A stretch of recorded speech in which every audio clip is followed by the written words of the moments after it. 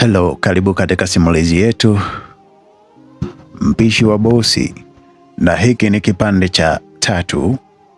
Kama hukuwa nami kipande cha kwanza, unaweza kusubscribe, lakini unaweza kupitia pale simulizi imeandikwa Mpishi wa Bosi. Ni simulizi nzuri ambayo ina mafunzo mengi, lakini usiache kushare na marafiki ili tuweze kuwa pamoja zaidi na zaidi katika simulizi mbalimbali. Lakini pia usiache kusubscribe channel yetu ya Vam TV Online. Mimi ni Mr. King Vam na hii ni Vam TV Online. Sina budi kukukumbusha pale tulipokuwa tumeishia. Ni pale ambapo Tania alipigiwa simu na baba yake akiambiwa kwamba Mr. Enzo amekubali kukuoa. Hatujui ni sehemu gani Selina alikosea katika maigizo yale ambayo alipewa na Tania kaigize kuonekana hampendi Mr. Enzo. Maongezi yao yalikuwa hivi zidi ya Selina. Tania akisema, mimi nahisi kuna mahali ulikosea bwana. Unajua baba amenipigia simu na kunipa hongera. Eti Mr. Enzo amenipenda na yuko tayari kunioa. Nini? Ndio hivyo. Acha masiara basi. Masiara yatoke wapi? Kazi ndo hivyo ilivyo. Mimi natakiwa kuolewa. Sasa itakuwaje? Maana kabla hata sijamaliza kuongea, simu yangu iliita tena na kuangalia namba ile ile. Nikachukua na kupokea. Sauti ya upande wa pili ilifanya nibaki nimeganda. Aise, nimeyakanyaga haswa. Na sasa yananukia mtume mimi. Nilimwangalia Tania kwa hofu. Akauliza kwa ishara, ni nani? Sikumjibu. Nikarudisha simu yangu sikioni na kusema hello. Niliongea kwa upole mno. Sauti tulivu iliyoshiba ikasikika, yes Tania, unaendeleaje? Hakuwa mwingine zaidi ya Mr. Enzo. Akili yangu ilishapata joto, hivyo sikuwa hata nguvu ya kujichetua. Tania alionyesha ishara kuwa nikate simu haraka, ila sikufanya. Nikamjibu kichovu, niko salama. Enzo, samahani, nimepumzika, unaweza nipa muda kidogo, nitakurudia. Sure, haina shida, nikutakie pumziko jema. Sikujibu hata asante. Nikakata simu na kukuna kichwa. Na sio kwamba nilikuwa na washwa, hapana, yani akili ishavurugwa, naona kama nachanganyikiwa.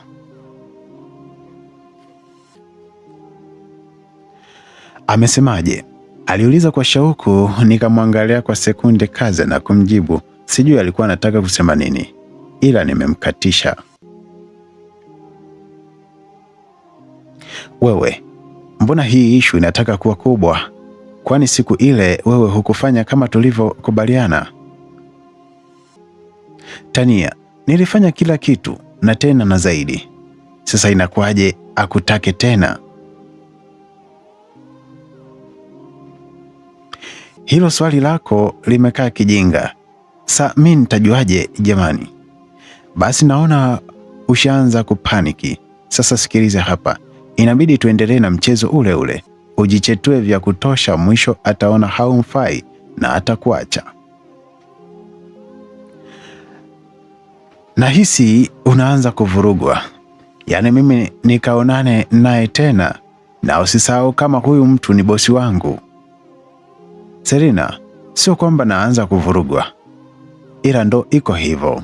Maana tayari kashaongea na baba na kumwambia yuko tayari. So hapa tukisema tuishie hapa, bado kesi itanigeuka mimi.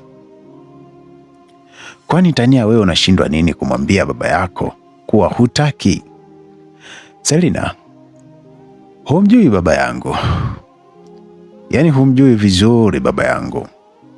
Hii haiwezekani kubadilika, na nitaendelea kuletewa watu wengine. Kwa hiyo huyo akikukataa itamfanya aache au ndo itakuwa mchezo wa kila siku kwenda badala yako? Sikiliza, huu hautakuwa mchezo endelevu, ila nasubiri shemeji yako aweke mambo swari ili twende. Mambo gani na hayawezi kuendelea ikiwa tayari anafahamika kwenu? Ona huyu Mr. Enzo ni kijana mzuri tu, na hisi pia baba yako ameliona hilo, ndo maana nataka uwe naye. So kwa ushauri wangu, embu uonane naye, maana huyo mpenzi wako sioni kama ana nia ya kuja kukuoa. Subiri, nataka nikaonane naye ili... Unataka nikaonane naye ili kifuate nini? Sikiliza Selina, baba yangu au baba yake huyo sijui, Enzo hawaangalii kama tuangaliavyo sisi. Wao wanaangalia maslahi yao na sio mapenzi. Na kingine, sitamani kuwa kwenye mahusiano na mtu wa kuunganishwa na wazazi wangu. Nataka mtu ambaye tutakutana wenyewe na kupendana bila nguvu yoyote nyuma yetu. So hata kama mpenzi wangu hata nioa, hilo kwangu halina shida. Nitapata mwingine, ila huyu Enzo hapana. Kwa kweli hii ina maana huo mzigo napaswa kuubeba mimi. Ni mara moja bwana, wala sitaomba tena, sawa sweetheart? Na iwe hivyo, maana hiyo michezo mimi siwezi. Hapa penyewe naumizwa kichwa kuhakikisha hafahamu kama ni mimi. As long niko na wewe, hata kufahamu baby. We ni chote tu. Na kuchotaje mrembo? Wewe mrembo mno kama wewe. Aliongea na kunikumbatia, nikamtoa kwa kumpiga kibao usoni. Sikumtafuta tena Mr. Angel, nikalala na usiku ukapita. Kesho yake kama kawaida, niliamka mapema, nikajiandaa na kutoka, nikamwacha cha uvivu wangu bado kalala. Basi nilienda barabarani. Barabara ilikuwa kubwa, nikachukua usafiri na kwenda hadi nyumbani kwa bosi. Kufika nikakuta milango imeshafunguliwa kuashiria ameshaamka. Sikutaka kupoteza muda, nikaingia jikoni nikaangalia ratiba inasemaje kwa siku hiyo, kisha nikatoka vitu vyangu kwenye friji tayari kuanza kuandaa chakula. Sasa nikiwa naandaa naanza kukata viungo, Mr. Endo akaja. Kufika hakuongea, akanipita na kufungua friji, akachukua maziwa na kuniwekea karibu yangu. Nikaangalia na kuuliza niachemshe ama nifanyeje? Bila hata kuniangalia alijibu chemsha, kisha akachukua karatasi na peni akaanza kuandika, na alipomaliza akasogea karibu yangu na kuondoka. Hakufika mbali, akasimama na kugeuka kana kwamba kaona kitu. Niliona alivyosimama na kunigeukia, ila nikajifanya sijaona. Akaniangalia kwa makini sana na akawa anatafakari kitu. Mbona ananiangalia? Kwa nini ananiangalia sana hivi? Ni kitu gani ameshtuka huyu bosi? Mungu saidia asinijue kuwa mimi ndio niliyekutana naye. Niliwaza huku nikishika kifua kwa hofu. Mara akarudi akiwa kaweka uso wa serious. Nikajua basi nimekwisha. Alipiga hatua kwa kasi, akaja hadi nilipo, akanyanyua mkono. Nikajua nataka kupigwa kibao. Sangapi nisichuchumae na kusema boss please nisikilize. Niliongea huku nikiwa nimeweka mikono yangu pamoja. Nikashangaa naulizwa, una matatizo ya akili? Sauti yake ya ukali ilifanya nikainua uso taratibu na kumwangalia. Aise, kumbe hakuwa na muda na mimi, ila alikuwa anashusha glasi. Niliona aibu so poa, naye akiwa bado kavuta uso akaniambia, kama una mpepo hapa kufai. Alafu hauna ruhusa ya kubadilisha muonekano wa kitu chochote humu ndani.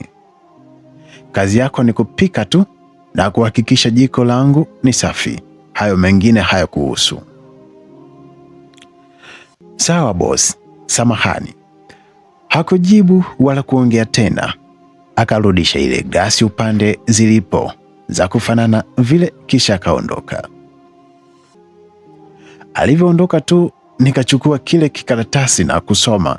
Nikakuta amebadilisha ratiba ya chakula, kwanza cha asubuhi hadi jioni. Vyakula alivyoandika vilikuwa sio vya mchezo, vilikuwa ni vya mbele huko, tena vinatakiwa kuandaliwa kwa angalifu sana na ubunifu mkubwa. La, utavurunda. Nilisoma mara mbili na kusoma ratiba ya siku zote. Nikagundua hakukuwa na chakula ambacho aliandika, hata ile ya kazini hakukuwepo hata kimoja. Hii ina maana anataka kubadilisha ladha. Okay, no problem. Mpishi akabinti wa baba yangu. Niko jikoni, nitahakikisha kila unapoiona mate yana njaa mdomoni kwako bosi, maana vitu nitakavyo kuandalia ni baraha. Haya, menu imebadilishwa jamani.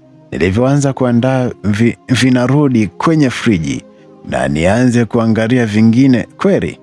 Niliangalia, bahati mbaya hakukuwa na ingredients, yani viungo. Nilishusha pumzi na kuwaza kumfuata nikamjulisha kuwa hakuna viungo. Nikaona yeye si amekuja hapa, hakuongea ila kaandika kwenye karatasi, basi na mimi naandika. Sikuwaza mara mbili, nikavuta peni na karatasi nikaandika vitu ninavyohitaji pamoja na vingine vilivyokuwa vinaelekea kuisha. Nilivyomaliza, nikainua kwato zangu na kumfuata. Bosi alikuwa sebuleni. Kwa hiyo nilimfuata na kufika bila kuongea, nikanyosha mkono na kumpa karatasi. Alitoa macho yake kwenye simu, alikuwa akicheza na kuniangalia like, we mpumbavu, unataka nini? Yani imagination ya Selina. Hata kama hajaongea, ila macho yalionyesha hivyo. Na pamoja na kuangaliwa hivyo, sikuongea kitu. Akaangalia kile kikaratasi bila hata kukigusa, akaniambia, huna mdomo wa kuongea hadi uniletee kwa maandishi? Jamani, kumbe wewe ulivyoniandikia ulikuwa huna mdomo wa kuongea. Niliwaza na kurudisha mkono wangu, kisha nikaongea, hakuna viungo nahitaji. Nilimsomea kimoja, kisha nikatulia kusikia atajibu nini. Hakuuliza ni shingapi nataka, ila aliinuka na kuingia chumbani. Dakika moja nyingi akarudi na kadi akanipatia na kusema, utatumia hii. Nami bila kuongeza neno nilipokea na kurudi jikoni. Nikamchemshia maziwa chapu, kisha nikaweka kwenye kikombe safi na kumpelekea. Baada ya kupeleka, nikarudi jikoni na kuangalia mifuko ya sokoni. Nikajua anahifadhigi watu wana hela za kuchezea. Yaani hakukuwa na mfuko hata mmoja. Hii ina maana akifanya manunuzi mifuko huwa anaitupa tu. Nikaona si mbaya. Nikauliza bwana. Jibu langu moja tu lilinifanya nifike nje bila hata kujua nimefikaje. Haya wenu. Nilitoka nje ya geti nikasogea hadi wanako park bajaji. Nikapanda huyo hadi sokoni. Huko nikachukua vitu vyangu haraka. Kisha nikaenda Shoppers. Huko nikakusanya kisha nikasaidiwa kuweka mizigo kwenye bajaji. Huyo nikarudi kazini.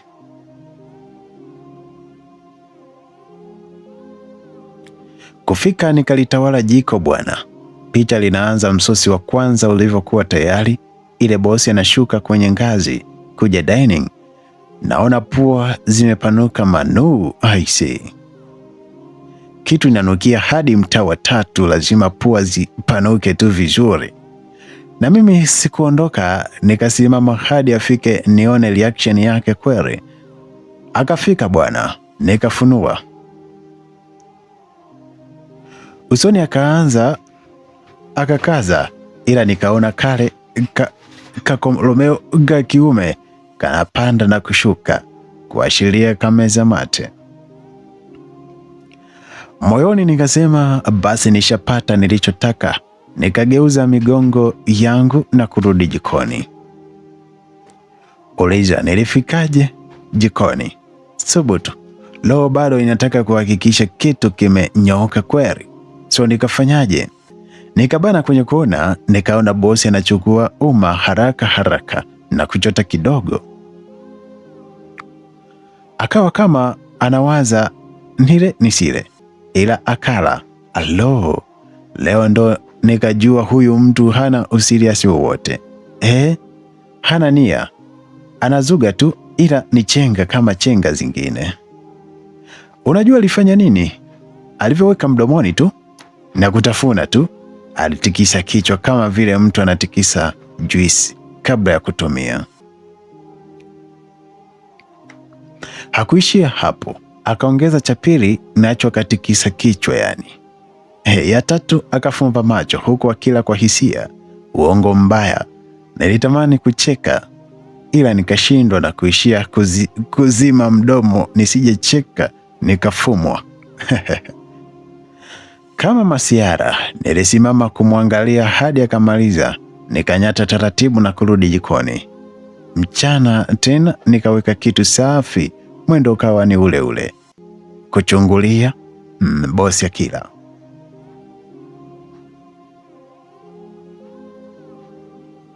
Safari hii ilikuwa tofauti jamani. Alivyokula kijiko cha kwanza akasema, wow, hiyo wow. Inasema kwa vitendo, miguu iliyonyoshwa kana kwamba utamu unafika hadi miguuni. Nikaona anavua saa, akafungua kifungo cha shati, akasogeza kiti nyuma na kukaa kwa kujiachia, akaanza kula kwa hisia sana. Nilitamani nimchukue video ila nikaona nitakosa kuona vituko. Nikamshangaa hadi akamaliza. Nikatoka tena kwa kunyata dakika kadhaa, nikajifanya na kuja kuangalia kama amemaliza ili nitoe vyombo. Fanya kama unaona alivyosikia hatua zangu, jinsi alivyokurupuka na kujiweka sawa. Nafika pale kauzu kama dagaa wa Mwanza sijui. Angejua nishamuona asingefanya hivyo. Nilijifanya tu sijamuona, nikafika na kutoa, nikarudi zangu jikoni. Majukumu yaliendelea kama kawaida. Ilivyofika saa 1 kasoro, ukaingia ujumbe kwenye simu yangu. Nikajia atakuwa Tania, maana nilikuwa sijaongea naye toka asubuhi. Ila nilivyoshika kuangalia tu, namba ilikuwa ni ya bosi. Nilimeza fundo la mate kwa hofu na kuifungua. Ilikuwa inasema, hello Tania, how is your day?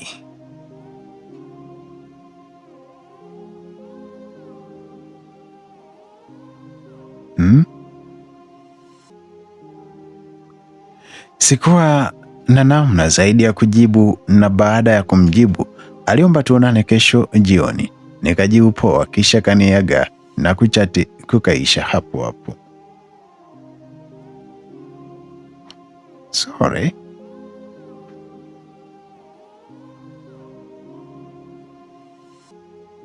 Selina huku ametambulika huku.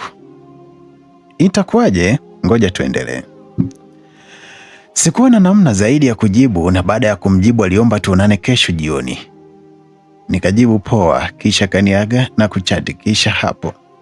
Muda ulienda, nikaandaa chakula cha usiku. Kilivyokuwa tayari nikaweka mezani na kumkaribisha kala. Alivyomaliza nikaweka mazingira ya jikoni sawa. Kisha nikaondoka bila hata kuaga, maana si alisema kuwa kama nikimaliza kazi kumwaga sio lazima. So nikaondoka zangu kufika nyumbani, nikafika naoga na kulala. Nilikuwa nimechoka hivyo, sikuweza hata kusikia ni muda gani Tania alirudi, maana wakati narudi alikuwa katoka na boyfriend wake. Usiku ule ulipita. Kesho yake ikawa ni Jumatatu. Pilika za ofisini zikaanza mapema kabisa. Nilifika na kuanza kazi ipasavyo, na jioni ilipofika nikaondoka mapema, maana nilitakiwa kutoka na bosi kwa ajili ya chakula cha usiku, kwa maana hiyo siku utakiwa kwenda kwake. Basi nilifika nyumbani kama kawaida. Tania akaniandaa vizuri, nikakaa kivingine kabisa. Kisha huyo nikaingia kwenye gari na kuanza safari hadi ilipo hoteli ambayo Mr. Enzo ama bosi ndo yupo. Nilitoka mapema, hakukuwa na foreni, hivyo nilivyowahi kufika, na kama kawaida nilimkuta akiwa tayari kafika. Nikamsalimia, kacharuka naye kama alivyo kawaida yake. Aliongea kwa upole. Ududu niliofanya siku hiyo ya kwanza, leo niliofanya zaidi, ila bado nilipata maswali kwa nini Mr. Enzo alichagua kuwa mpole vile. Maana kwa jinsi anavyoonekana au kwa muda ambao nimekaa, sio mtu wa kuvumilia ujinga vile, ila amekuwa tofauti. Jambo ambalo lilinitatiza na kunipa wasiwasi bana, katika SMS ile ambayo alituma Mr. Enzo kwa Selina, ni kwamba Selina anatumia laini ya Tania. Sasa ndo hapo inamaanisha. Basi tuliendelea kuongea, akawa anauliza mambo mengine kuhusu mimi. Kwa kuwa sikutaka atamani kuendelea kuongea na kuonana na mimi kama Tania nilimweleza uongo vyote. Muda uliendelea sana, hakupata chakula, na baada ya chakula nikaomba kuondoka kwa kuwa kwa kumwambia nina pati na marafiki zangu, so natakiwa kuondoka mapema. Hakuonyesha kuchukia wala kuwa na dukuduku. Akashukuru kwa muda niliompatia, kisha kanisaidia kuinuka na wote tukaongozana hadi maegesho. Kufika nikaingia kwenye gari langu. Ona eti langu. Nimepewa gari kwa muda, mara hii nishaanza kujimilikisha. Bila shaka ulishtuka kusikia gari langu. Shibe imenilevya mtu wangu, so nisamee bure. Hayo, niliingia kwenye gari la Tania na akaingia kwenye lake, mimi nikawa wa kwanza kutoka. Kwa namna nilivyotoka pale, mtu anaweza zani anayeendesha gari ni kijana aliyechanganyikiwa, kumbe ni kibinti kidogo tu. Basi bwana, Selina anasema niliendesha hadi nyumbani. Kufika nikapaki gari, nikashuka na kuingia ndani. Nikakuta Tania ananisubiri kama vile anasubiri umeme uliokata karibu siku mbili. Yaani alivyoniona tu alishangilia huyo. Nikamwambia nipishe nikae mie. Wewe tena, kisukari chako kiko karibu. Kwa kazi ulionipa lazima kiwe karibu. Niambie, imekwaje? Maana muda wote nimekaa roho juu juu, simuelewi. Humuelewi tena kwa nini? Kwa sababu alipaswa kusitisha hili, ila nashangaa haonekani kuchukia wala nini. Usiniambie. Na leo hajaonekana kuchukia. Sio kuchukia tu, hajaonesha dalili yoyote ya kusimamisha haya mambo. Unajua nini? Mimi nahisi anataka kula na kusepa. Maana kama ni mpenzi na malengo, Mr. Enzo ninaye mjua, mimi hawezi kuwa na aina ya mwanamke ninayejionesha kwake, never. Mbona hii inakatisha tamaa sasa? Sikia, nafikiria inapaswa uonane naye mara ya mwisho, umuulize kuwa hupendi mambo ya ndoa, so kama anataka ndoa basi angalie utaratibu mwingine. Na kutafutia neno la kukupa, ila linarudi we, yani mimi huyo Selina nikaonane naye tena? No, nimejibadilisha, imetosha. Sasa tutaliachaje hewani hivi? Mimi sijui, ila siendi kokote, maana hakuna matumaini yoyote. Sasa naendelea kujitoa akili, yani mimi. Tania alinibembeleza sana ili niendelee kuonana na Mr. Enzo, ila niligoma. Mimi mambo ya kuishi kwa wasiwasi siwezi kabisa. Kila mmoja abebe mzigo wake. Simulizi yetu mpishi wa bosi. Sikutaka maongezi zaidi.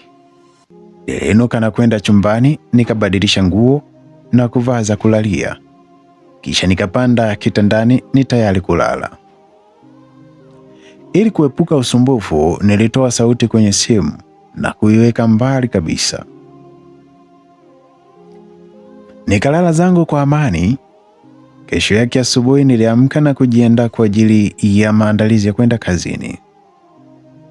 Nilipokuwa tayari, nikachukua simu na kutoka nje, nikaanza kutembea mdogo mdogo na kuitafuta barabara kubwa. Kwa kuwa sikuwa nimeongozana na mtu, nikaona acha nitembee huku na peruzi kidogo.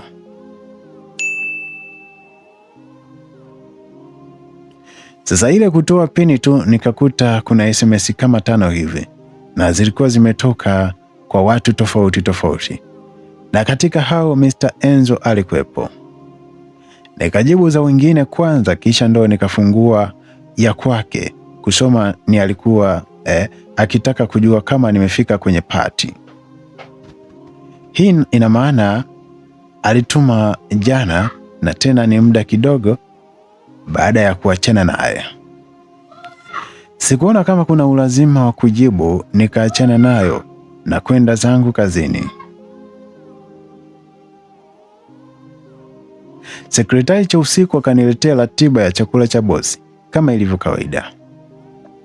Sikuwa na neno, nikapokea. Sasa badala aende, maana kilichomleta kimeisha, akabaki ananiangalia kana kwamba ananidai. Sikutaka kumzingatia, nikaacha aendelee kusimama kitako pale, ataondoka tu akichoka. Na kweli alisimama we, alivyochoka akasonya na kuondoka.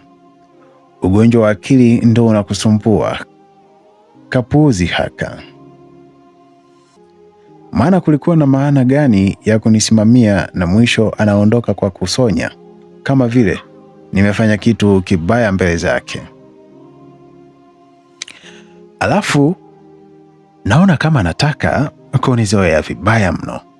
Sijui anafikiri nini. Mimi mpuuzi kama yeye au?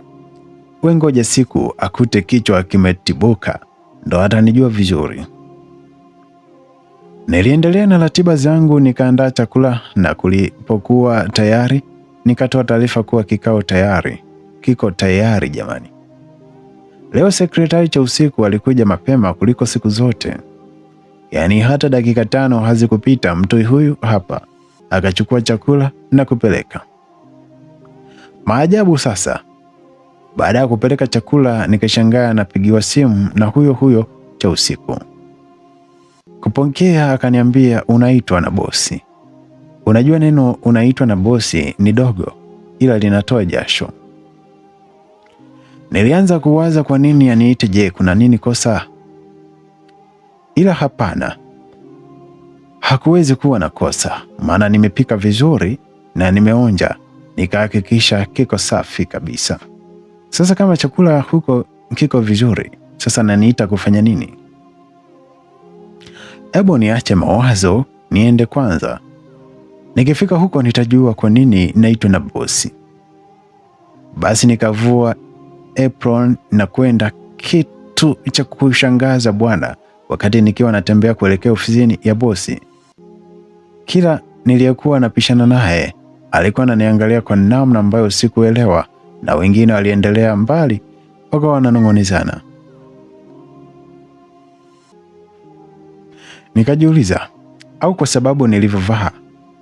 Maana toka nilivyojua kuwa bosi ndo Mr. Enzo, niliamua kubadilisha aina ya uvaaji wangu, nikawa navaa kama binti wa kilokole. So nikahisi kuwa hiyo ndo sababu, maana watu wa ofisi ile walikuwa wanavaa bwana, yani utafikiri ni ofisi ya masuala ya fashion au kuna tuzo ya mvaaji bora wa mwaka. Maana soko wa kupigilia pamba kule na walikuwa wanapendeza, so mchezo. Basi nilitembea hadi ilipo ofisi ya bosi, nikabisha hodi na kuruhusiwa kuingia. Mtoto wa baba mie. Nikaingia na kukuta Chausiku amesimama pembeni kwa sauti ya utulivu. Nikamsalimia bosi. Habari ya saizi bosi? Salamu yangu haikuitikiwa, badala yake nikaulizwa.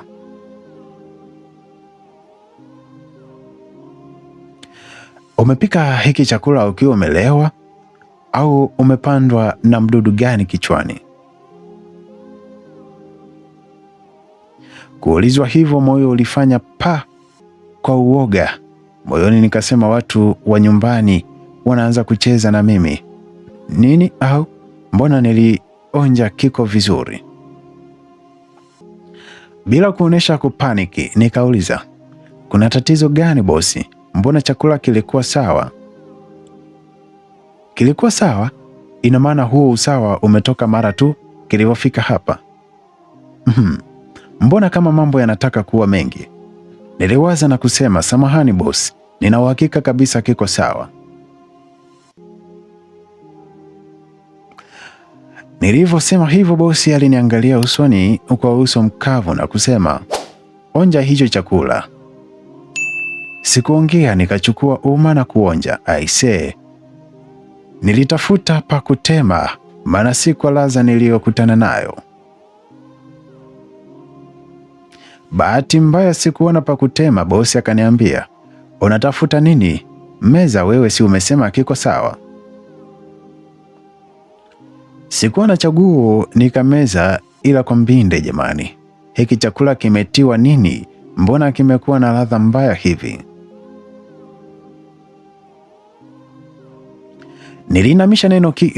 Nilinamisha kichwa chini na kukosa neno la kujitetea, maana hata sikuelewa niongee nini. Nilikumbuka kuwa bosi hanaga nafasi ya pili, nikajua basi kazi sina. Lakini ilikuwa tofauti, kwani baada ya sekunde kadhaa kupita, nikiwa nimeinamisha kichwa chini, bosi alisema, nakupa nafasi ya mwisho. Hii ikikushinda utaondoka. Haya, una dakika 15 tu za kuandaa chakula kingine. Nilivyosikia hivyo nilifurahi. Nikamwambia, asante sana bosi, na kuahidi nitakuwa makini. Unaweza kwenda, aliongea na kurudisha umakini wake kwenye PC. Chausiku ambaye muda wote alikuwa amesimama pembeni aliniangalia kwa mshangao sana.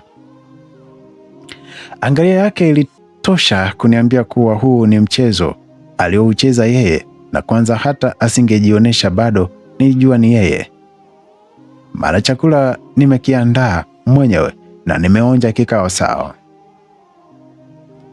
Kwa maana hiyo yeye ndio amefanya kuharibu. Sasa kwa kuwa yuko mbele ya bosi, acha niwe mpole, ila leo nitakula naye sahani moja. Nimesemaje?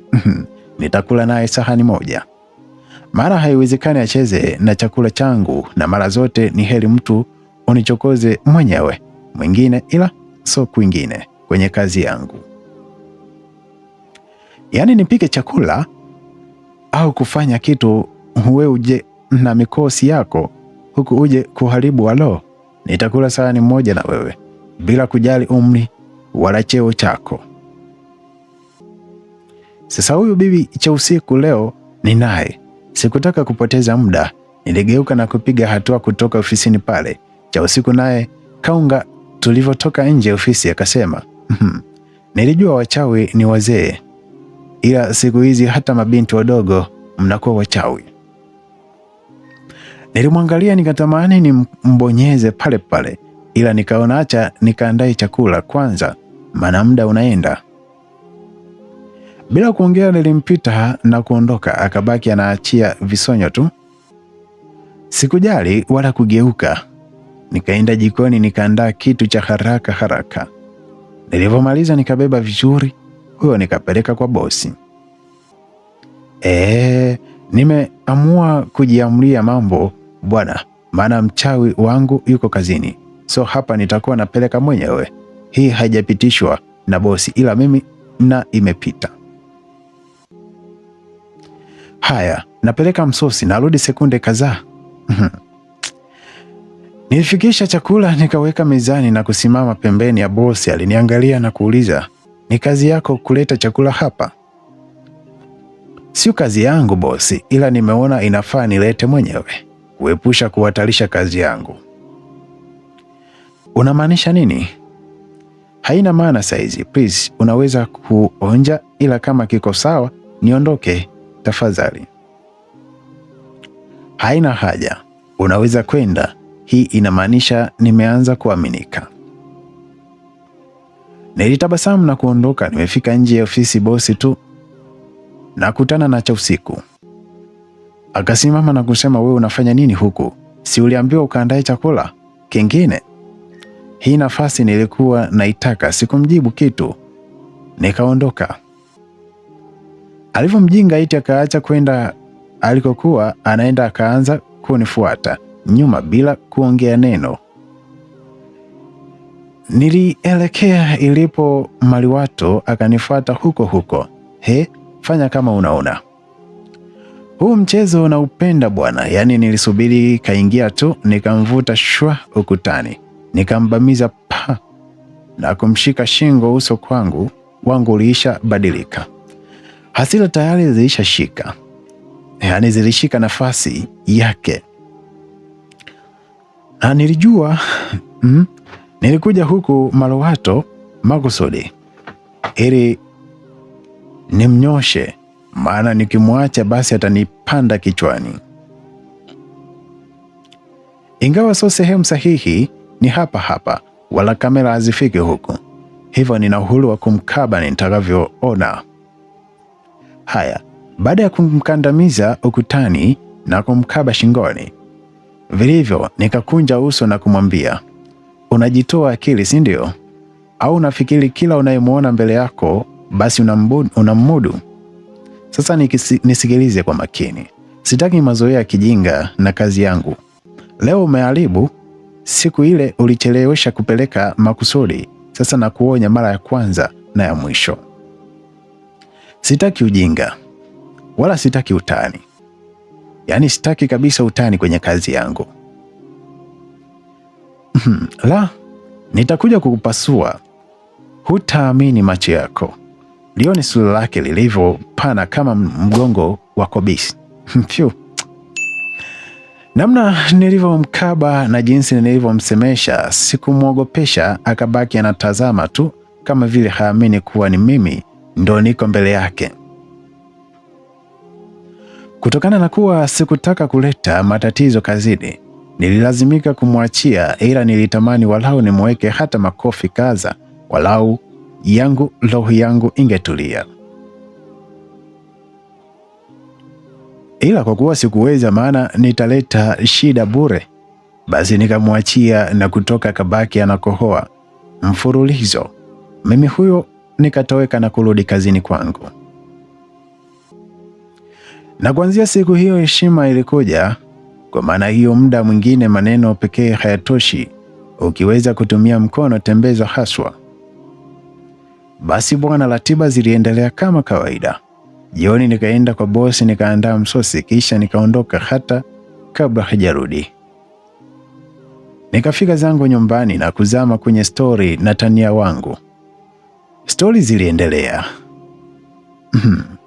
Muda nao ukazidi kusogea. Sasa wakati tukiwa bize kupiga stori, simu yangu ilikuwa ikiita kimya kimya, na aliyekuwa akipiga alikuwa Mr. Enzo.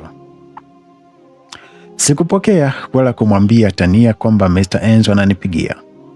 Nikatulia kimya. Akapiga kama mara 3 hivi. Alivyoona haipokelewi, akatuma SMS. Nikasoma na kuacha bila kujibu. Siku hiyo ikapita. Kesho majukumu yangu kama mpishi yaliendelea kama kawaida. Mr. Enzo bado aliendelea kunitafuta kwenye simu. Niliendelea kutopokea simu zake wala SMS zake karibu wiki. Karibia wiki nzima yani. Mwisho nikaona nafanya mambo ya kitoto. Siku hiyo nikaamua nitaenda kuonana naye. Yes, nitaonana naye na nitamweleza ukweli.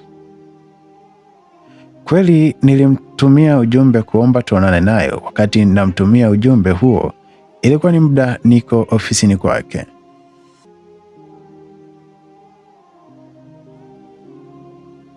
Na nilifanya hivyo nikitaka kuonana naye. Akiona ujumbe wangu hata upokeaje.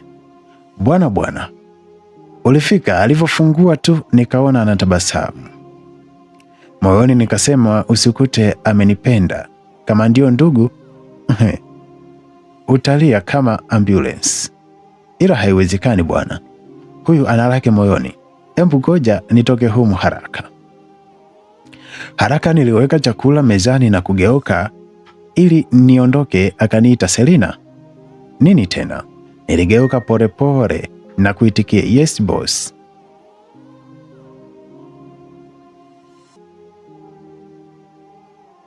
Ukimaliza shughuli zako nenda nyumbani. Leo sitapata dina nyumbani. Okay, asante bosi. Karibu. Niliondoka na nilivyofika jikoni nikaangalia ujumbe aliotuma. Alikuwa na shukuru na pia kauliza tunakutania wapi. Nilimjibu kwa kutaja mahali tutakapokutana. Kisha nikaweka simu pembeni. Sikumjibu tena. Na ilivyofika jioni nikaondoka mapema. Kufika nyumbani Tania alikuwa bado hajarudi. So nikajiandaa na kujiweka kama nilivyojiweka mara zote ninavyoendaga kuonana naye. Nilivyo tayari nikaita usafiri na kwenda. Mara zote Mr. Enzo huwa wa kwanza kufika. So nilifika na kumkuta akiwa tayari kashafika. Sasa pamoja na kwamba nilikuwa naenda kumwekea wazi kuwa mimi sio Tania, ila sikutaka kuacha kujichetua. Yani nilikuwa kama siku zote. Ila tu baada ya chakula nikamwambia, Mr. Enzo, sorry. Acha nikuite Enzo cause naona kama nakudheesha hivi. Sasa bwana, nimetaka kuonana na wewe ili tuweze kuzungumza. Kwa utulivu Mr. Enzo akajibu, okay, nakusikiliza. Vizuri kama unanisikiliza. Iko hivi. Sitaki kuendelea kuonana na wewe. Hutaki kuonana na mimi tena? Why? Kwa sababu mimi sio Tania. Nini? Yes, mimi sio Tania. Ila nililipwa na Tania kwa sababu hakutaka kuonana na wewe. Wait. Unasema kweli? Inaonekana kama mtu anayedanganya. Sikia Enzo. Tania na mtu wake ambaye wana malengo naye, so hawezi kuwa na wewe. Kwa upande wangu msore kwa kuweka kwenye maigizo kwa kipindi chote hiki, ila nimeona ni bora nikujulishe mapema. So kuanzia sasa unapaswa kujua mimi sio Tania na huwezi kumpata Tania. Mr. Enzo baada ya kumwambia hivyo alikaa kimya kwa dakika kadhaa, kisha akasema, alikulipa shingapi? Hiyo ni siri yangu na yeye wala haina umuhimu wa wewe kujua. Okay, what? Ifu nikiendelea kukulipa ili uendelea kuwa na mimi, itakuwaje? Nini? Umesikia? Hey, mimi sio msichana mpumbavu wala malaya kwamba unaweza kuniweka kwenye maisha yako kwa pesa. Lakini toka mwanzo si ulifanya yote kwa ajili ya pesa? So unaweza kuendelea na usiwe na wasiwasi nitakulipa mara mbili ya ulivyokuwa alikulipa Tania. Ya, uko sahihi. Ndio nilifanya hivyo kwa ajili ya pesa, ila haikuwa lengo mimi kuwa na wewe. So huu mchezo unaisha hapa, yaani unaisha hapa leo. Narudia tena, samahani kwa kupotezea muda. Natumai utanielewa na kuheshimu pia. Niliongea na kuinuka na kuchukua pochi yangu na kuondoka. Sikupiga hata hatua 5 nikasikia Selina. Kiru, nimesikia naitwa Selina, ama ni masikio yangu yameanza kufa? Niliwaza na kujiuliza swali ambalo hata kabla sijajipa jibu alinipa jibu kwa kuniita tena Selina. Kwisha habari yangu. Nilihisi moyo unataka kuachana na mwili, maana sio kwa mshituko niliopata. Kinyonge niligeuka na kumwangalia, akaniambia, rudi ukae. Hey. Hapa ni rudi au nitimue mbio tu? Ila nikikimbia kesho nitamjibu nini kazini? Hii ni tatizo kubwa. Niliwaza na kuamua kurudi taratibu. Nikavuta kiti na kukaa. Yale mapepe na kujichetua vyote viliyeyuka, nikawa kama nimemwagiwa maji ya baridi.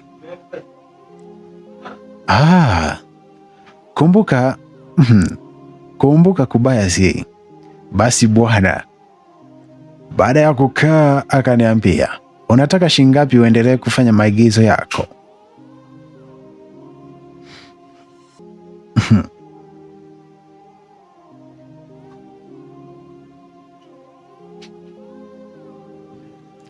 Sasa ilivyoendelea kuwa, bosi baada ya kuniambia niendelee kufanya maigizo atanilipa.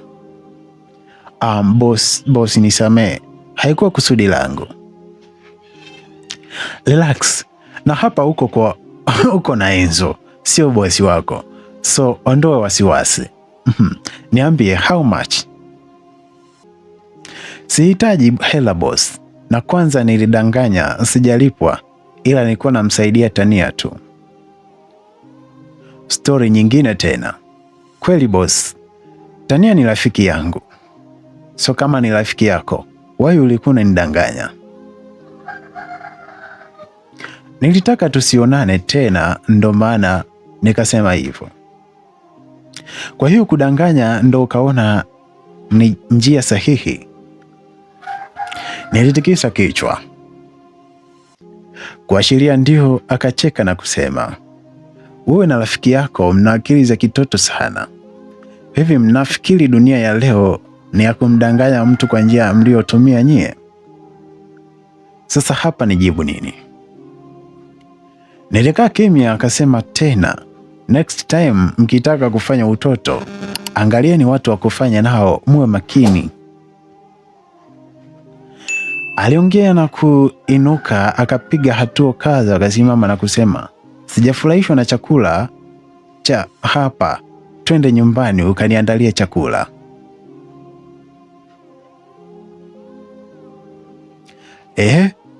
Usiku huu?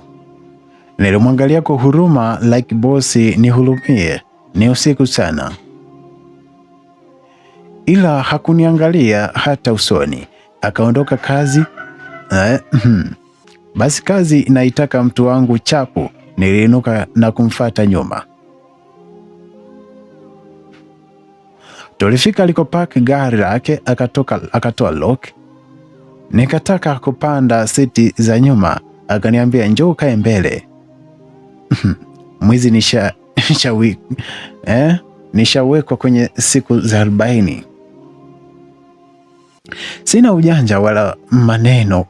Nikakaa mbele kimya, na aliingia akafunga mkanda na kutoa gari eneo lile. Safari ya kuelekea kwake ikaanza. Aise, safari yote nilikuwa najibana kuvuta kigauni nilichokuwa nimevaa, walau kirefuke hata kidogo, ila wapi. Aibu ilinijaa, nikawa naona kama nimekaa uchi mbele ya mtu wa heshima. Na sikujiona nilikuwa nusu uchi, ndio maana nguo ilikuwa fupi mno. Nilihangaika, we bosi akawa bize kuendesha, kuna muda alitupa jicho. Nikawa najifanya naangalia nje, akirudisha umakini kuendesha gari na mimi nageuka. Aise, safari niliona ni ndefu bara. Ila mwisho tulifika, nikaingia ndani kama mshale shwa hadi chumbani ninachoweka nguo. Bahati nzuri kulikuwa na nguo yangu ambayo niliacha na kavaa hiyo kidogo, nikapata amani. Na sasa niko tayari kupika. Nilitoka chumbani na kwenda jikoni, nikashangaa kumkuta bosi akiwa amekaa huku akila apple taratibu kabisa. Kulikoni tena anakuja kukaa jikoni? Nilitamani kumwambia nipishe, ila ningeanzaje wakati ni kwake? Pamoja na kwamba sipendi kupika nikiwa nimesimamiwa, ila ilibidi nipike tu. Basi nilipika, na nilivyomaliza nikataka kwenda kuandaa mezani. Akaniambia haina haja kupeleka dining, tutakula hapa tu. Unamaanisha nini? Mimi na wewe? Yes, mimi na wewe, kwani kuna tatizo? Hapana, ila mimi nimeshiba. Niliongea na kumwekea chakula kwenye sahani. Nikashangaa nainuka na kuchukua sahani nyingine, akaweka chakula kingine. Hakuishia kukiweka chakula kwenye sahani tu, alinishika mkono na kunikalisha kwenye kiti, kisha akaweka chakula mbele yangu, naye akasogeza kiti na kukaa pembeni yangu. Mbona kama mambo yanakuwa meusi mapema hivi? Bila kuongea nilianza kula na yeye akaanza kula, wote tukawa busy na kula mdogo mdogo. Chakula kikaisha, nikainuka ili nisafishe vyombo niweze kuondoka. Mara akasema, utatumia chumba cha pili kutoka kile unachobadilisha nguo. Nitatumia kufanya nini? Niliuliza. Nilikuwa nimeweka uso wa mshangao. Kuuliza hivyo, aliniangalia na kuniuliza, utalala jikoni? Wait, anamaanisha nilale hapa? No, silali humu. Yaani silali kabisa. Ndo hapa hapa? Hapana boss, naondoka nyumbani, naenda nyumbani. Upo serious unataka kuondoka? Yeah. Hakuna shida. Hakuna shida. Hakuna shida.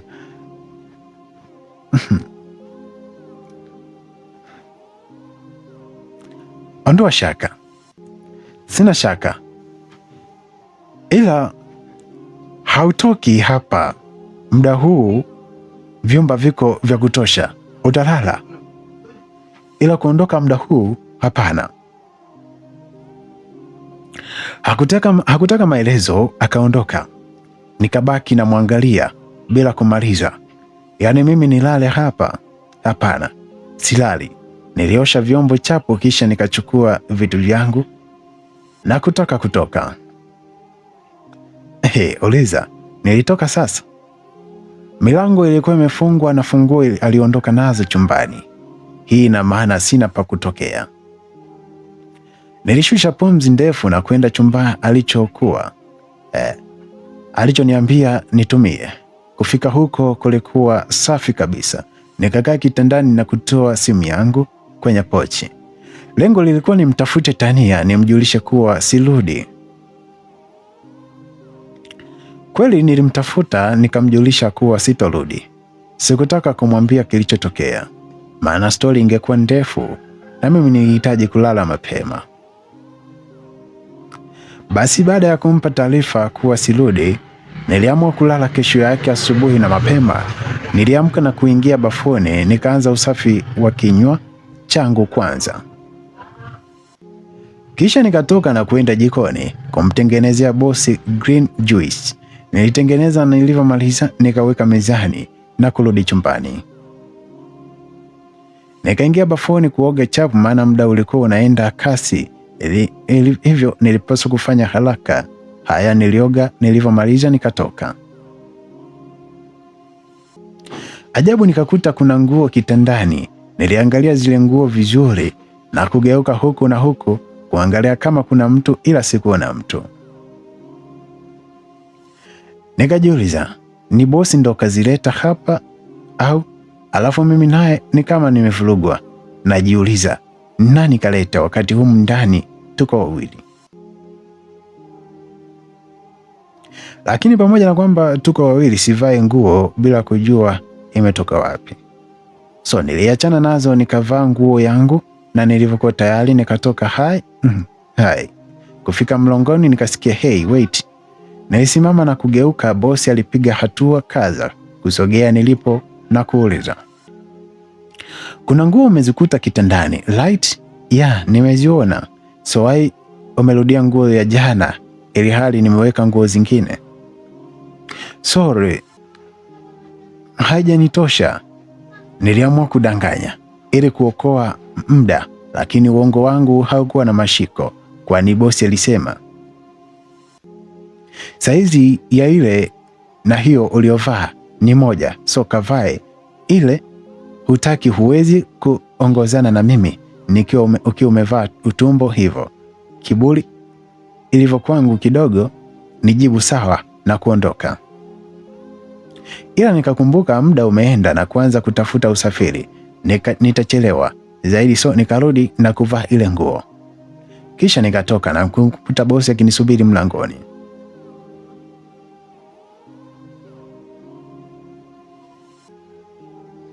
Unajua, nilikuwa bado najiuliza ilikuwaje akajua mimi sio tania, na kwa nini alikaa kimya muda wote huo, na kwa nini ameacha kuwa mkare kwangu, ghafla tu amekuwa tofauti. Maswali haya nilijiuliza bila kupata majibu na kufanya akili yangu ibaki kwenye mabano. Basi bwana, tuliingia kwenye gari. Safari ya kuelekea ofisini ikaanza. Muda wote nilikaa kimya, sikuongea wala kukohoa. Na kwanza niongee nini? Kwa mfano hakuna. So hapa ni kufunga tu mdomo hadi tufike Kweri. Mimi nilikaza nikawa zangu kimya. Naona bosi alifikiri, akaona so Kweri hatuwezi kukaa kibubu namna hii. Akauliza, unaogopa? Kuulizwa hivyo nilimwangalia na kujibu kwa kuuliza, naogopa nini? Tatizo la mbongo hilo. Nimekuuliza, ulipaswa kujibu na ndio au sio. Oh, siogopi. Are you sure? Ndio. Uongo haukufai. Anyway, hauulizwi nilimfahamuje uongo wenu. We kama unataka kusema sema bwana, sio uanze kuuliza maswali yasiyo na maana. Niliwaza na kumjibu, nafikiri ulitakiwa kusema bila hata kuulizwa. Unaanza kuonesha rangi zako taratibu. Unajua, huwa napenda sana kumuona mtu akiigiza na kujifanya mjanja, huwa napenda sana. So, endelea kuigiza bwana, usianze kuleta uhalisia. Jamani, tabia ni kama ngozi, haifichiki hata iweje yani. Kujifanya mkimya kulinishinda kabisa, nikajikuta na mjibu. Kwa hiyo wewe unaona mimi tu ndo nilikuwa naigiza, ila wewe hujioni?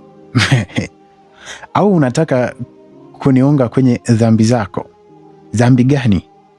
Na wewe kujifanya mpole wakati sio mpole, huoni kama ni dhambi? Nani alijifanya mpole? Shangazi yako. Umesemaje? Boss, nina matatizo ya kabaha. Naomba hili tuliache, nisije kuongea neno nikakukwaza. Oh, unaonekana uko zaidi ya vile ninavyokuona. Okay, tuachane na hayo. Nikupe hongera, wewe ni mpishi mzuri sana. Asante, nilijibu hadi akaniangalia usoni. na kuuliza. Akaniangalia usoni. Ulisomea wapi? Kusomea nini? Tunaongea kuhusu nini? Uongo na mapishi. Kwa hiyo kuna chuo wanafundisha uongo na utaperi? Oh, nilisomea Kenya kisha nikaja kumalizia hapa. Okay, vizuri. Hakuongeza neno. Wote tukakaa kimya hadi tulivyofika kazini. Tukashuka na kila mmoja kaenda ilipo ofisi yake. Nilifanya majukumu yangu kama kawaida kuanzia ya mchana hadi usiku. Nilivyomaliza nikataka kuondoka, na kabla sijaondoka bosi akanitumia ujumbe kuwa nisiondoke kabla hajaja. Nilifanya kama alivyonitaka, nikamsubiri, ambapo alikuja kufika baada ya saa moja mbele. Alivyofika tu akaomba mazungumzo na mimi bila kipingamizi nilikaa kumsikiliza, ambapo alianza kwa kusema, pole nimekufanya umechelewa kuondoka. Selina, ninaomba nikubadilishie majukumu yako ya kazi. Kubadilishiwa majukumu tena? Nilimwangalia kwa mshangao na kuuliza, kwa nini unibadilishie majukumu yangu? Unanipa yapi? Nahitaji ukawe mpishi mkuu kwenye hoteli yangu. Nilitabasamu na kuuliza, hoteli yani mimi nikawe mpishi mkuu kwenye hoteli yako? Yes, nimeona unafanya kazi na the way unapika chakula kizuri, nikaona nafaa kuwa pale, so natumai haitakuwa tatizo kwako. No, hakuna tatizo kabisa boss. Jamani, hakuna tatizo la as long as mshahara wake uwe umenona. Tatizo aliwezi kuwepo hapo, tunaangalia pesa tu. Bosi alitabasamu na kusema, asante, kesho nitakupeleka kazi yako ya kudumu. Nilifurahi na kutamani kuluka nisijue kinachoendelea kufuata mbeleni ni nini. Hakukuwa na la ziada. Nikaondoka nyumbani na kufika nikampa mkanda mzima Tania. Akaniambia, umeona, nilikwambia mimi usirudi nyumbani ukaona na kuletea mambo mengi. Ona sasa ushaokota mtende. Yaani kweli nimebahatika, na nafikiri sasa nazielekea ndoto zangu haswa. Tulipiga story kaza pale, kisha nikaenda kulala mapema, maana nilitakiwa kuamka mapema pia. Usiku ulipita. Kesho yake asubuhi na mapema nikajiandaa na kwenda kazini. Kufika tu nakuta bosi ananisubiri. Nikamsalimia, habari ya asubuhi boss. Salama, ingia kwenye gari nikupeleke haraka, maana nina kikao. Sikuongea, nikaingia kwenye gari na safari ikaanza. Safari haikuwa mbali sana, hivyo tulifika haraka. Kanipeleka kwa manager na kunitambulisha. Wakaitwa na wapishi pamoja na wafanyakazi wengine, utambulisho ukapita.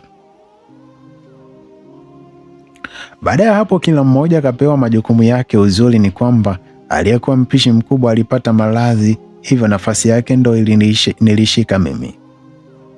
Na kidogo hakukuwa na drama, maana kama ningewekwa kwa kutolewa mtu mwingine, lazima drama zingekuwa nyingi, maana wapishi wa hapa nao so poa. Basi bwana, maisha ya kazi yalianza. Aisee, hakuna kazi rahisi yani. Huko nilitolewa, nilikuwa na enjoy mno, ila hapa ni kazi yani. Watu mnakuwa busy hadi unahisi kuchanganyikiwa. Lakini sikulaumu au kunung'unika, maana ndo kazi yangu na ninaipenda, so nilifanya kwa moyo mmoja. Na kuhusu jukumu langu kwa bosi, lilikuwa pale pale. Sema tofauti yake ilikuwa anakuja mwenyewe, sio kupelekwa kama ilivyokuwa mwanzoni. Hivyo ilikuwa ikifika muda wa chai anakuja na kuwa tayari nimeshaandaa, ananipeleka kwenye ofisi yake, anakunywa. Akimaliza nasema mchana hivyo hivyo. Usiku pia alipata na kupata chakula, kisha ndo anarudi kwake. Maisha ya kazi yaliendelea, siku zikasonga, miezi ikakata. Nashukuru Mungu alinipa kibali, kwani muda wote niliokuwa pale nilipendwa na wafanyakazi wenzangu.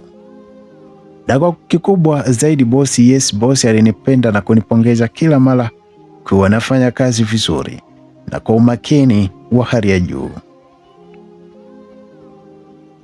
Sikuwa na maneno zaidi ya kuishia kutabasamu. Sasa niseme nini jamani? Sina cha kusema zaidi ya kutabasamu tu. Basi bwana, mwaka mmoja ulipita, bosi akaachana na ofisi ile ya mwanzo na kuhamia huku hotelini, na hii ni baada ya kaka yake ambaye ndiye alikuwa mmiliki wa kampuni kurejea kutoka masomoni. So akaachia kiti na kuhamia kwenye biashara yake. Kwa maana hiyo tukaanza kuwa naye pale kazini. Hapo ndipo palianza kuchangamka. Nyie wadada wanajua kujiamria mambo, yaani ile aibu ya miaka ile haipo tena. Wadada wa miaka ya leo hawana aibu, wala bibi yake na aibu. Wao ni watu wa kunusa sehemu zenye maisha laini. Ukionekana una maisha safi, mbona utawakomoa? Yani watatafuta upenyo na kupata nafasi kwa nguvu zote. Mimi nilikuwa najionea mashokola mageni tu, maana sio kwa kujipeleka hivyo. Wadada wote waligeuka na kuwa wawindaji wa moyo wa bosi. Na kweli vile bosi huonesha ukali na userious, walishia kuweka nguvu kwenye maonekano na kujifanya wafanyakazi bora, wakijua bosi ndo mambo ayapendayo. Kumbuka simulizi Mpishi wa Bosi sehemu ya 3. Hii ni Vam TV Online. Subscribe tuwe pamoja. Kwa maana hiyo ipo siku mmoja wao watabahatika. Uliza sasa, bosi alikuwa na muda hata wa kuangalia msichana hata mmoja? Aibu naona mimi. Watu wana hanging ila wanamhangaikia, hana muda na mtu zaidi, yuko kufungua matawi tu. Msiulize mimi naye nilikuwa nafanya nini. Jamani, bosi sio vitu vyangu kabisa. Kwa hiyo sijawahi hata siku moja kumtamani au kufanya kitu. Eti ananiangalia kama msichana huko. Mimi nilikuwa busy na kazi zangu. Bila kusahau crush wangu, yes. Macho yangu yalikuwa kwa Henry. Huu ndo nilitamani leo kesho aniambie Selina nakupenda. Lakini na mimi naona nilikuwa kama hawa wengine, kwani nilikuwa nahangaika. Ananiona alikuwa hana hata wazo la kuingiza penzi na mimi. Ila bado nina matumaini one day, yes, atakuja kunipenda tu. Basi baada ya kuwa nimekaa kwa tania mwaka na zaidi, niliamua kujitegemea. Maana nilikuwa najitosheleza kwa sasa kwa kila kitu. So nikamwambia naomba nikakae mwenyewe. Hakuwa na pingamizi. Nikaanza kutafuta nyumba na nilipopata nikanunua vitu vyote vya ndani. Kisha nikahamia na maisha ya kukaa mwenyewe yakaanza. Sasa bwana, mahali nilipokuwa nikiishi mimi anakoishi Henry ni barabara moja tu. Yaani mfano mimi niko uhasibu, alafu yeye yuko Aziziari. So ikawa ananipitia na kunipeleka kazini kwa siku ambazo anakuwa anatakiwa kuwahi, au la siku akichelewa kutoka kazini, hivyo kuonana kwetu kungeongezeka, na hivyo ikafanya tuwe karibu sana. Kitu ambacho naona bosi hakupendezwa nacho, japo hakuongea, ila kuna namna tu niliona hapendi. Maana alifika hatua Henry akawa hata akitoka kazini mapema lazima tu atakuja kunichukua. Nakumbuka siku hiyo nilikuwa zangu jikoni, muda uliokuwa umeenda kidogo, na tulikuwa tumeshamaliza kuandaa vitu kwa ajili ya kesho. Mara akaja mdada mmoja hivi, ni mhudumu, akafika na ananiita Mpishi wa Bosi. Hai, hili ndo jina ambalo wananiita, sijui kwa nini waliamua kuniita hivyo. Basi nikaitika, akaniambia bosi wako anakuita ofisini. Nikasema sawa, nakwenda kufika. Nikamwambia sawa. Bosi, nimeambiwa umeniita. Akajibu, ndio, kajiandae. Namalizia kuweka kitu kimoja sawa, kisha twende nyumbani. Sorry, nimesikia twende nyumbani? Yeah. Au unalala hapa? Hapana, ila tangia lini mimi na wewe tukaenda nyumbani pamoja? Unaongea azifu ni dhambi au mwenye haki ya kukurudisha nyumbani ni Henry peke yake? Henry anaingiaje hapo tena? Hapana boss, ila kwa leo asante. Tayari yuko njiani anakuja. Maybe tufanye wakati mwingine. Nilivyosema hivyo aliniangalia kwa sekunde kadhaa na kuuliza, samahani, naenda nje uwa mipaka yangu, nyie ni wapenzi? Hapana, sio, ila tunaweza kuwa wakati wowote. Oh, so nafasi bado ipo. Okay, unaweza kwenda, nafasi bado ipo. Hii ina maana au basi ngoja niende. Bila kuongeza neno niliinuka na kupiga hatua kuelekea mlango. Nilivyofika nikashika kitasa kutaka kufungua, ila kabla sijanyonga kitasa nikageuka na kumwangalia bosi. Nikakuta naangalia huku kitabasamu. Sikuelewa kwamba lile tabasamu lilinihusu ama kama kaamua kutabasamu tu. Nikafungua mlango na kuondoka. Nilirudi jikoni na kutulia kwa dakika kadhaa. Kweli Henry alifika. Nikawaaga wenzangu na kuondoka. Niliingia kwenye gari, tukasalimiana vizuri, kisha tukaanza safari kurudi nyumbani. Stories zilikuwa nyingi kiasi cha kufanya safari iwe fupi. Yaani vile nilivyoenjoy kuwa naye karibu, nilitamani tuendelee, ila ndo hivyo tumefika. Usoni niliaga kwa furaha, ila moyoni nilikuwa na huzuni. Nikaingia ndani naye akaondoka zake kwake. Sasa nimefika tu, meseji kutoka kwa bosi ikaingia. Alikuwa anauliza kama nimefika salama. Sikujibu, nikaweka simu pembeni na kulala zangu. Asubuhi tena akatuma meseji, sikujibu pia. Unajua, licha ya kwamba bosi ni aina ya mwanaume asiyenivutia, sikutaka kuwa naye karibu kutokana na kwamba sikutaka matatizo.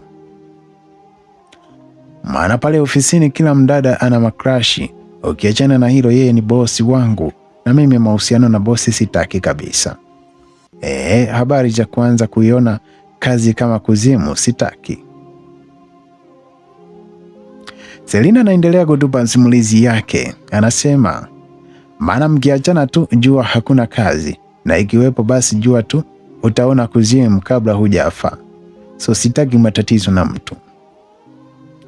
Kwa hiyo sikujibu jumbe zake hata moja.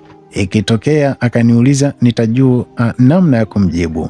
Basi nilijiandaa kwenda kazini mara zote, mimi ndo huwa wa kwanza kufika. So siku ile nilifika wa kwanza kama ilivyo kawaida, ila nilishangaa na kuta kuna kinoti kimeandaliwa good morning beautiful.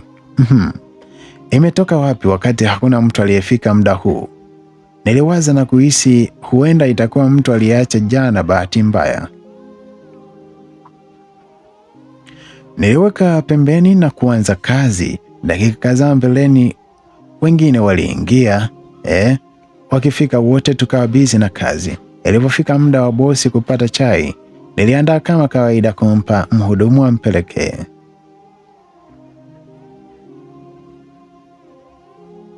Ajabu, mhudumu alirudisha na kusema bosi kasema nipeleke mwenyewe. Nikajua hii itakuwa inanihusu na message ambazo sijajibu. Kweli bana, nafika tu swali la kwanza naulizwa, kwa nini hujibu SMS zangu? SMS zipi boss? Unataka kusema hujaona? Nahisi hivyo. Niliongea huku nikijisechi kwenye mfuko kuangalia simu. Kumbe sina simu hapa. Sorry, nilifika jikoni nikaangalia. Nilivyosema hivyo bosi aliinuka alipokaa na kusogea karibu yangu. Kisha akasema, una nini? Yaani unanikwepa? Hapana. Kwa nini nifanye hivyo boss? Ningekuuliza wewe, kwani unafanya hivyo kwa sababu huwezi kuamka asubuhi hadi muda huu usiwe umeshika simu yako? Ni kweli ni ngumu, lakini leo sijapata nafasi ya kuangalia jumbe zozote. Una uhakika? Ndiyo. Okay. Kwa kuwa hukuziona si mbaya ukajibu hapa. Umefika salama? Hii ndio ilikuwa meseji yangu ya usiku. Jibu sasa useme Ndo nini hiyo? Huyu ni chengu yani. Ila poa. Nimefika salama boss. Good morning beautiful. Morning boss. Good. Wakati mwingine usiponijibu kwa simu utanijibu live. Hii ni lazima sasa. Nilitabasamu. Kiuongo na kweli na kumwambia naweza kuondoka sasa. Yeah. Basi niliondoka na kurudi jikoni. Muda ulienda hivyo fika saa ya kuondoka kabla hata sijampigia Henry kumtaarifu niko tayari. Bosi alikuja na kuniambia, naomba nikurudishe nyumbani leo. Boss Henry, please leo tu. Lakini yuko njiani tayari. Anaweza kugeuza. Nilitamani kuendelea kukataa. Ila nikaona acha nikubali tu. Sawa. Thank you. Naweza kukuomba kitu tafadhali? Sure. Unaweza kusubiri nitoke unikute kule mbele kidogo? Niliomba hivyo ili kuepusha minong'ono kwa watu. Maana wakianza kuona naondoka na bosi pamoja, wataanza maneno ya chini chini na mimi ni skendo ni maji na moto. So nikaomba hivyo. Bosi aliniangalia kwa makini na kuuliza, hutaki watu waone kuwa umepanda gari langu? No, ila haina haja ya kujieleza. Fanya unavyoona ni sawa kwako. Asante. Niliongea na kuchukua pochi. Nikatembea kweli hadi mbele kidogo. Akaja na kusimama, nafungua mlango na kukaa. Njia nzima nilibehave kama vile sijawahi kukaa naye karibu muda wote. Nilikuwa busy na simu naye hakunikohoa, akawa ananiangalia tu. Na tulipofika nyumbani, nikashukuru na kushuka, nikaingia ndani na akageuza na kuondoka. Dakika kadhaa mbele na akanitumia ujumbe kuwa amefika salama. Nilitaka kutojibu, ila nilivyokumbuka alichofanya asubuhi, nikaona nijibu. Baba, nikajibu okay, hongera kwa kufika salama. Asante, nikutakia usiku mwema. Asante nawe pia. Nilivyojibu tu hivyo, nikaweka simu pembeni na kulala. Usiku ulipita kama kawaida. Asubuhi niliamka tu na kutana na ujumbe wake. Kishingo upande nikajibu, kama vile huwa anakaa akisubiri ni mjibu. Maana nimetuma tu dakika hiyo hiyo akajibu. Huu mchezo wa kunitumia message uliendelea kwa kasi sana. Nikawa sina jinsi zaidi ya kujibu.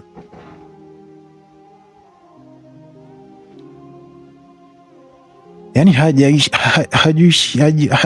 haishi kwenye meseji. Mara kadhaa aliomba kunirudisha nyumbani na wakati mwingine nafasi ya kupata chakula cha pamoja, ila vyote niligoma. Muda wangu niliona mwenye haki nao ni Henry pekee, so sikumpa. Na ikitokea kalazimisha sana nikurudisha nyumbani, basi njia nzima ilimkalia kimya. Kiufupi, nilimuonesha kila njia kuwa simpendi, lakini hakuwahi kukata tamaa. Nikaona huyu matendo hayamtoshi, natakiwa kumwambia face to face. Yes, leo nitamwambia. Natumai itakuwa mwisho wa kunitumia message na kuomba sijui tutoke mara vile nilimuona hivi. Nitafanya hivyo leo. Nakumbuka siku hiyo hakufika kazini asubuhi walai mchana, akaja kuja mida ya jioni na nilikuwa busy sana, so nikasubiri ubize uishe. Bahati mbaya nilivyomaliza kazi alikuwa tayari kashaondoka. Naona siku hiyo alikuwa na ratiba nyingine, so suala la kuonana likawa limeferi. Nikaona si mbaya hata kesho nayo ni siku. Nikaachana nayo kumsubiri Henry ambaye aliniambia leo atachelewa kidogo. Kwa hiyo muda ambao nilikuwa namsubiri nikawa nimekaa na meneja. Sasa wakati tunapiga story 1 2 3, meneja au unaweza kumuita Madam Messi akaniita na kuniambia, nikwambie kitu mdogo wangu mrembo. Nikamwambia ndio, niambie. Hivi una habari kwamba bosi anakupenda? Halikuwa neno la kunishtua, ila nilijifanya kushtuka. Nini? Nimesema una habari kama bosi anakupenda. No. Yaani bosi gani? Yaani bosi gani kwanza? Jamani, kwani tuna mabosi wangapi? Unamaanisha Mr. Enzo? Yeah. Umeona vibaya madam. Umeona vibaya. No, kwani nione vibaya? Kila mtu hapa anajua kuwa Mr. Enzo anakupenda kufa kuoza. Hivi unajua vizuri huyo mtu anaweza kuwa anaigiza tu, ila sio kweli. Kwa nini aigize? Hebu sikia mdogo wangu. Kila binti hapa anatamani yani kupata nafasi uliyopata wewe, ila wameambulia patupu. Kwa hiyo nafasi changamkia. Unajua dunia ya leo, kupata mwanaume anayekupenda kama vile anavyokupenda bosi ni ngumu sana. Oh, we shangaa tu. Huyu katumwa nini? Huwa upendo wa bosi kwangu kauonaje sangapi? Kama sio umbea, ni nini niliwaza na kujichekesha kisha nikamjibu. Mnachoona nyie ni hii ya kupewa lifti na kuingizwa kazini bila hata interview. Basi mnahisi napendwa. Nyie, mimi namfahamu bosi kabla hata ya kuja hapa. So masuala ya upendo sijui, hisia hakuna. Yule jamaa yuko busy na mambo yake basi. Kama umeshindwa kuona ni wewe, ila sisi wa pembeni tunaona yani. Anakupenda upendo wenyewe. Dada, na mara nyingine tukiwa kwenye kikao kuna namna anakuangalia, watu tunatamani na sisi tungeangaliwa vile. Na watu wetu, ila wapi. Yaani huwa anakuangalia kwa jicho fulani hivi hadi unahisi ule upendo na kiu ya kukuona karibu mara kwa mara. Unapendwa bwana. Huyu anasema tena katumwa so bure yani. Anaongea hadi kwa vitendo. Nilimwangalia namna anavyoongea. Nimwambie madam achana na hii mada please. Ina maana hutaki hii nafasi? Nafasi gani? Nitoke na bosi? Matatizo nilivyo nayo yanatosha, so akae mbali na mimi kabisa. Ama kweli upele humpata haya. Haya mimi nimesema tu. Nilibadilisha mada tukahamia kwenye story nyingine. Dakika zikasonga na Henry akawa amefika. Nikamwaga madam na kuondoka. Sasa siku hii sikuwa na mood ya kulala nyumbani kwangu. Nikaona nikalala kwa best friend BFF wangu. So nikamwambia Henry nipeleke kwa Tania. Hakuwa na pingamizi, akawasha gari tukaanza safari njia nzima. Nilikuwa namwangalia na kutafakari maneno aliyoniambia meneja. Moyoni nikatamani Henry ndo angekuwa ananipenda vile, lakini haipo hivyo, na sijui hata kama kuna muda ananifikiria au kuniona kama mwanamke. Na inakuwaje mtu unampenda anakuwa hana muda na wewe? Yaani wala hawazi kuhusu mapenzi na wewe, ila yule ambaye hutaki ndo anaonesha kukutaka. Hii dunia haina usawa kabisa. Basi bwana, nilifikishwa nyumbani kwa Tania. Nikamshukuru Henry pale, kisha nikashuka na kugonga geti. Sikusimama tena, Tania akaja kunifungulia. Tulikuwa na muda kidogo hatujaonana, so alivyoniona tu alinihagi kwa furaha. Nikaingia na kufika nakaa kichovu.